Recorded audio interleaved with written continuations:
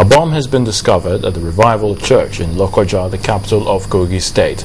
Our correspondent there says gunshots could also be heard in the town. This development comes a day after the attack on the Deeper Life Church in Okene, in which 19 people are now known to have died, including the pastor of the church. A blood-stained floors of the church now surrounded by police and soldiers. It is unclear, however, how many people were wounded in the attack on Monday night. Military spokesman Lieutenant Colonel Gabriel Olorunyomi says the gunmen surrounded the church in the middle of a worship service and opened fire with Kalashnikov assault rifles. Soldiers searched for gunmen through the night but have made no arrests as of this morning. No group has yet claimed responsibility for the attack.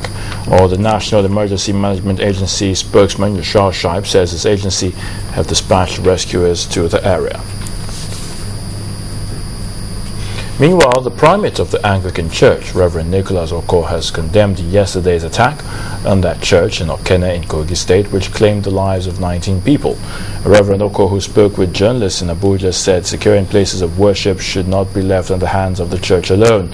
He then asked government to do more to protect lives. Responding to the call for the resignation of the president by members of the Boko Haram sect, the Anglican Primate said that the sect members are not responsible for the president's coming to power and should therefore not call for his resignation. We have continued to say that it is not the church that should carry out security work. It is the duty of the government, because that is an essential work of the government to protect the citizens.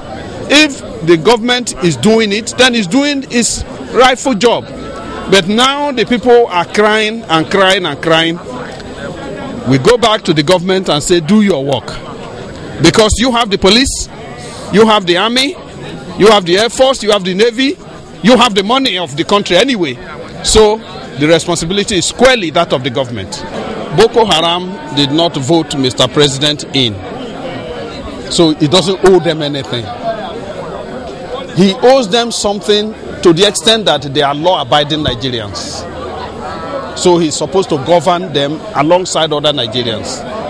But for Boko Haram to call for the resignation of Nigeria is to say that Islamic laws should become the law of the country. And if it is acceptable to Nigerians, then the country will break.